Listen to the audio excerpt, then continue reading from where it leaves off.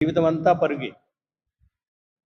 ఈ పరుగు పందెంలో పాల్గొనేటువంటి విశ్వాసులమైనటువంటి మనం చేయవలసినటువంటి ముఖ్యమైనటువంటి కార్యం ఏమిటంటే, మన జీవితంలో మనలను పెనివేసుకున్న పాపములను వదులుచుకొని మన ఎదుటనున్న పరుగు పందెమున నిశ్చయముతో పరుగెడగాలి.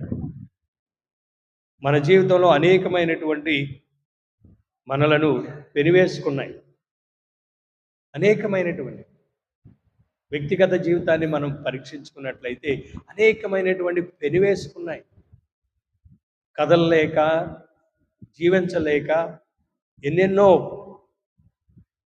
జీవితాలలో మనం పెనవేసుకుని ఆ ఊబిలో ఉండిపోయి జీవిస్తున్నటువంటి మనము చేయవలసినటువంటిది ఏమిటంటే, మన యొక్క పాపాలను వదలాలి, పాపపు క్రియలను స్వస్తి చెప్పాలి, మన జీవిత విధానాన్ని అలవర్చుకోవాలి. మన మాట, మన చూపు, మన జీవిత విధానం గౌరవపదంగా ఉండాలి.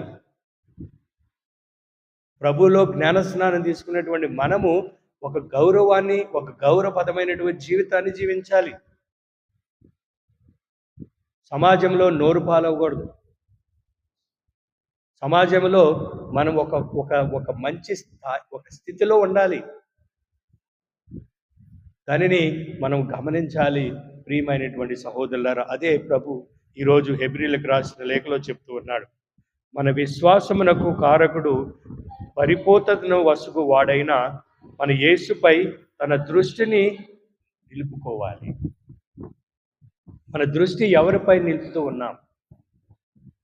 మన దృష్టి అంతా ప్రభువుపై నిలపాలి. ఆయనే మహాశక్తి కలిగినటువంటి దేవుడు.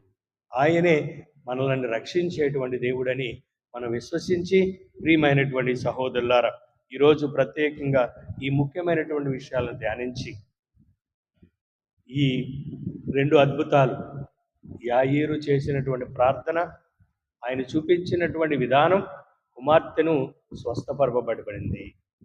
కుమార్తెను రక్షించుకోగలిగాడు. 12 సంవత్సరాల రక్తస్రావంతో బాధపడినటువంటి స్త్రీ సర్వాన్ని కోల్పోయింది. చివరికి క్రీస్తు ప్రభువే నన్ను కాపాడేటువంటి గొప్ప దేవుడని విశ్వసించింది. ఆ విధంగా అడుగులు వేసింది. అటువంటి విధానంతో మనం కూడా మన యొక్క ఆధ్యాత్మికమైనటువంటి ఈ పరుగులో ప్రభువుపై కేంద్రీకరించి ఈ పవిత్రమైనటువంటి జీవితాన్ని జీవించటానికి